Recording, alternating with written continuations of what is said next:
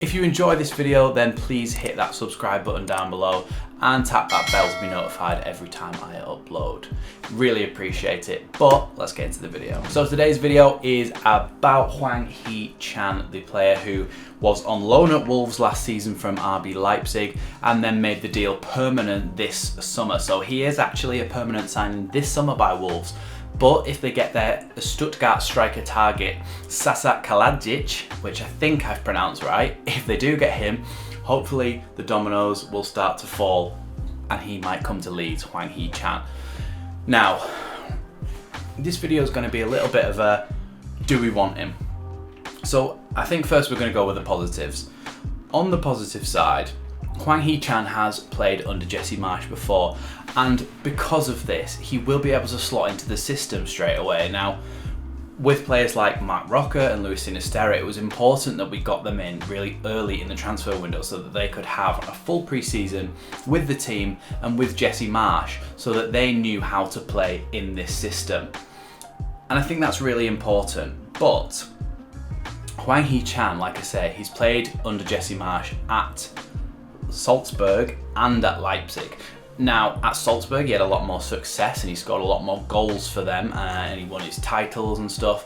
So that's the positive side of why it would be a good idea to bring him in and why it wouldn't be that bad to bring him in now quite late in the window. He's also rumoured to be between 15 and 20 million pounds now. Wolves did buy him for about 14 million pounds, I think, earlier in the window as part of that loan to buy deal. But Leeds could be looking at 15 to 20 million pounds for him. 20 million pounds is on the expensive side, I think, for Hwang. Now, Hwang's a decent player, don't get me wrong. He can play in the left attacking midfield, centre attacking midfield, right attacking midfield, any of those positions basically that we play. But primarily, I think if he gets brought in, he's going to be played as a number 9. Now, he's not going to be the first team striker like that. He's not just going to be in every week guaranteed. He's going to be battling for a place with Rodrigo, with Gelhardt, and maybe when Bamford's fit, with Bamford as well. But as I was saying the other day, I think it was on the midweek fix, that sometimes you don't need a 15-20 goal a season striker. We're kind of coming into the negatives a little bit here. Last season, Hwang only scored 5 goals in the Premier League. This season, he's had 1 assist, and that was in the first game against Leeds, and no goal contributions other than that. But we don't need him to be a 15 to 20 goal striker, and it's unrealistic to try and get somebody who is a 15 to 20 goal striker a season in the Premier League for 15 to 20 million pounds. That just doesn't happen. But Dan Moylan was talking about this on the Square Ball, and there is a website, I can't remember what the website is actually, but it basically says that 1 point equals 1 goal, or the other way around. 1 goal equals 1 point in the Premier League, roughly, and that's how it roughly works out. Last season, if we'd have had another striker in, somebody like Hwang, who could have maybe scored 5 to 7 goals in the season throughout, that would have been 5 to 7 points more, and we would have finished 14th, and we wouldn't have been worried at all about going down.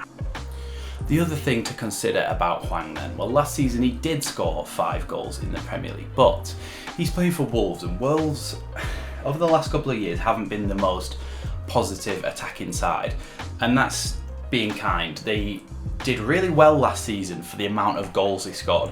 They scored hardly any goals and really outperformed that because of how tight they were at the back, so they're not necessarily a really attacking side. Over the last few years, we've seen Bruno Lage and Nuno Espirito Santo go with a 5 at the back with wing-backs, and that doesn't really allow for too much attacking creativity up front. You've also had the fact that Jimenez has been the main striker over the last couple of years, and Hwang is starting to fall out of favour with the fact that players like Pedro Neto, Daniel Podence, and even Adama Traore are actually ahead of him in the pecking order. So it looks to me as if he could be available because he's not that far up on their list of first teamers, and they're looking to sign this Stuttgart striker, which makes him go even further down the pecking order. So Hwang to Leeds then, do I think it's a good deal? Well, for £15 million, if you're getting 5 to 7 more goals, which I think he will score between 5 and 10 goals if we were to sign it, because this team creates a lot more chances than what Wolves do. You've seen that Wolves, I think, have only scored 1 goal this season. And it's a bit worrying for them, so that's why they're trying to sign that striker. But I think Hwang is the type of player who can be a little bit of a fox in the box. When needs be, Leeds create a lot of chances, and somebody like him just being there to tap them in to get 5 to 10 goals a season is really useful, just having backup. I think he'd be slightly higher up the pecking order at Leeds than he would be at Wolves, given the fact that they treat him as a little bit as a inside forward or a striker, but I think he would be kind of a primary striker for us. But do I think we should do it? At this point in the transfer window, we need a striker, okay?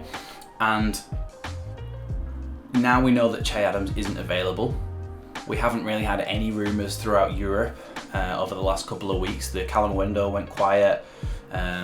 Everything else really has gone quiet. Martin Terrier from Rennes, he went quiet as well. So to me, this is the only real rumour and the only real thing that could be happening. So he hasn't scored a lot of goals in the Premier League. He's not that proven in the Premier League. But I think coming back into a system he knows, and he probably, as a player, I would prefer playing in this system because it's a lot more positive, it's a lot more attacking. I think that Hwang would like this move, especially because he reunited with his old coach, Jesse Marsh. And I would like to see this deal happen because we need 5 to 10 more goals. And I think it's really important that we get that in there, because if Bamford's injured and let's say Rodrigo is injured as well, then you're just relying on Gelhardt. Now Gelhardt is fantastic and he is the future, okay? But he is injury prone, and not big injuries that keep him out for long periods of time, but little annoying injuries that keep him out for a week, 2 weeks, then he's back. Then he's out for a couple of weeks, then he's back. He's not going to consistently play because he is always getting injured. So somebody like Hwang, who can stay consistently fit, would be really important for Leeds, and I think it would be a good deal in the end, providing that it's not over £20 million. I think between 15 and 20, not over 20, is a fair deal for this guy. I think he improves us because he just gives us more depth, it gives us more options off the bench. When you're looking to bring Rodrigo off late in a game, you then have the option of Hwang or Gelhardt to bring on, and they both offer very different things. Hwang might drop a bit deeper, get the other players running off him, create things for other people as well. So I think it could be a good deal for Leeds. It's not the most exciting transfer in the world, it's not. But I think he could do really well for Leeds, and so I'm looking forward to see whether this one actually pans out. So Hwang Hee-chan to Leeds, it's a yes from me, but he's not going to set the world alight. I just hope that he scores 5 to 10 goals and contributes with some assists as well, because like I say, he likes dropping deep, he likes getting the ball, and he likes playing in the players around him. The other thing to consider with this transfer is the commercial side of things. Now, when asked about Hwang Hee-chan, I think the Wolves chairman had said that they wanted to keep him because the commercial aspect of being popular in South Korea is really, really good. You've seen Heung-min Son at Spurs. Most South Korean football fans would then say, oh, well, I'm going to buy a Son Spurs shirt because of that. It's the same as what happens with the American players. A lot more Americans getting involved with Leeds United, buying shirts because Aronson, Adams, all that sort of thing. So it would be interesting to see what that looks like for shirt sales and stuff. I feel like if he did sign for Leeds, there'd be a lot of Hwang shirts bought in South Korea. And so that's obviously quite an appealing side of this transfer for Victor Orta, Kinnear and Radrazani. So yeah, for me, it's a yes for Hwang Hee-chan. I think we do need to do that bit of business before the window ends.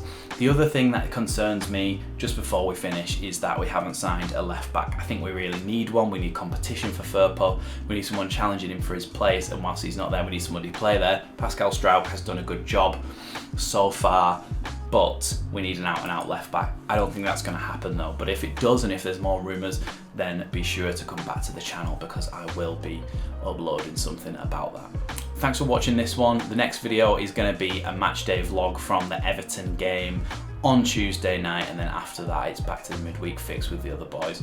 So thanks for watching this one. Like I said at the start, subscribe if you enjoyed, subscribe if you're new, and I'll see you next time on Leeds Lately.